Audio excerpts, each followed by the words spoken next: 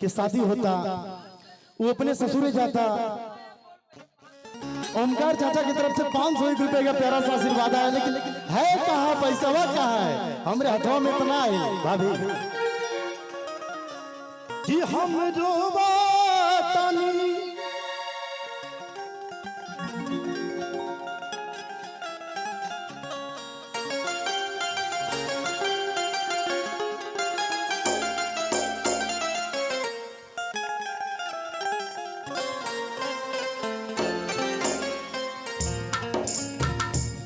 लेकिन एगो लड़की के शादी होता, वो लड़का अपने गर्लफ्रेंड के मिलने खातिर बोली ले बा सुशील भैया, तो वो कहा था कि सोना जात का बाड़ू, लेकिन याद रखिए हाँ जवन प्यार ससुरे से करबू उहो प्यार नहीं हरे से होगा।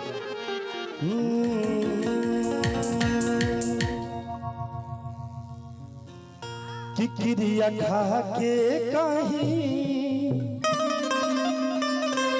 कि हो ला ला ला ला ला ला।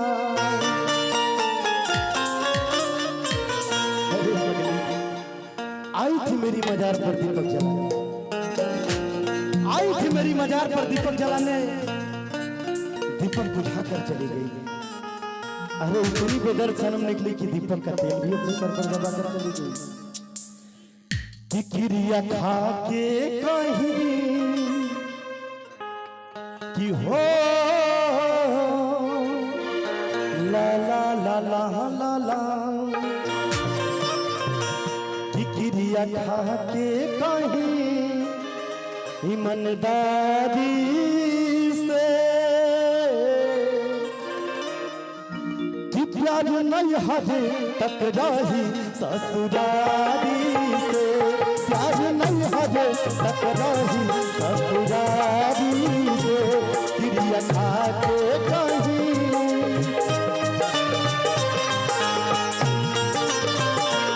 क्रिया खा के कहीं ईमानदारी से। पुनीत मास्टर भैया की तरफ से 101 रुपए का प्यारा सा आशीर्वाद आया है, और बाकी भैया की तरफ से भी 101 रुपए का आशीर्वाद आया है। कि ईमानदारी से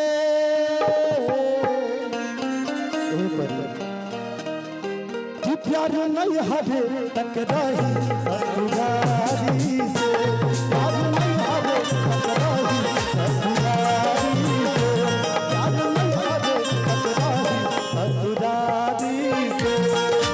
अगर न मिलते इस जीवन में लेते जन्म गवाया, अगर न मिलते इस जीवन में लेते जन्म गवाया। जन्म जन्म का साथ है तुम्हारा ओ हमारा दीवाना, जन्म जन्म का साथ है तुम्हारा हमारा ओ हमारा तुम्हारा। प्यार नहीं हटे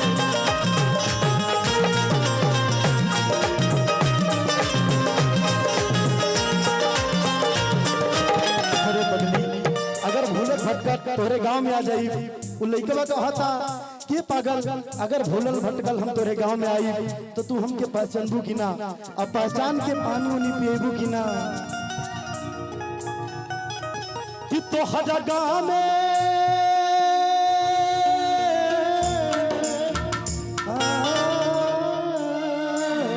सोना सुशील भैया, कि तोहरा गांव में आई ता बोलबू कि ना।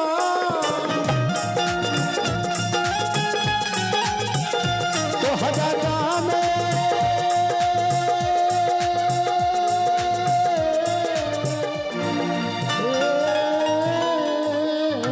सोना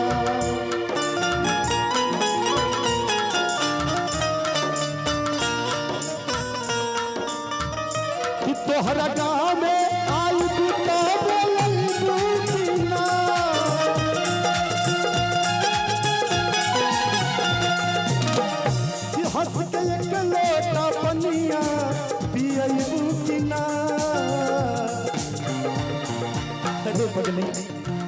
तू बेवफाई करके जा दारू, कम से कम इहो तो उम्मीद पूरा करी है।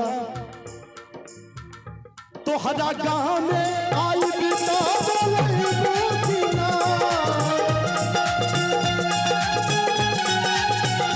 हटके कलोटा पनिया हज पिए बुकिना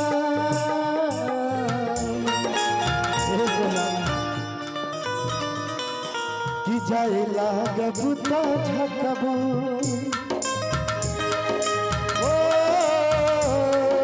ला ला ला जाए लागबुता झकबू। अरे बगली जब जाए तो तू झकबू कि ना झकबू कि जाए लागबुता झकबू नुके बाड़ी से कि प्यार नहीं हजे तक रही ससुरारी से प्यार नहीं हजे तक रही ससुरारी से।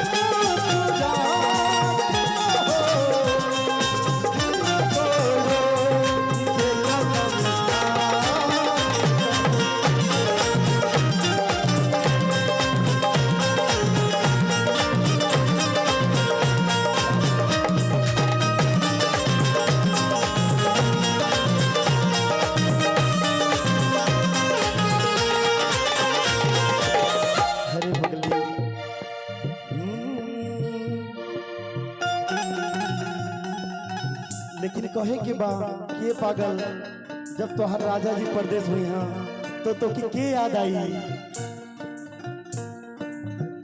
कि पिया परदेश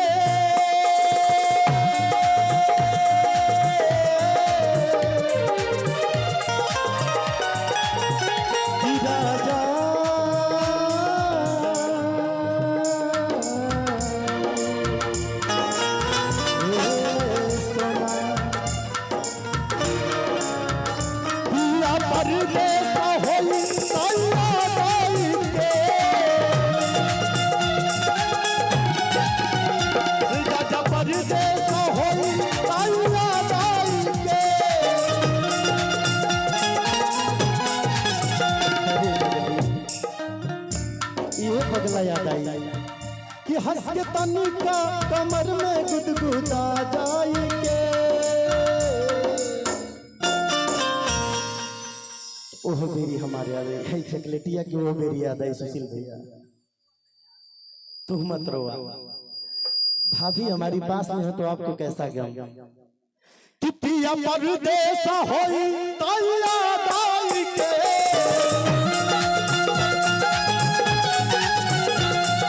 कमर में गुदगुदा जाई के ओह मेरी याद आई किया दे आई चहकल पिया धर्मेंद्र चाचा वही बार याद आई ना कि वफादारी के प्यार नहीं हजे तक रही ससुरारी से प्यार नहीं हजे तक रही ससुरारी से प्यार नहीं हजे तक रही ससुरारी से पिया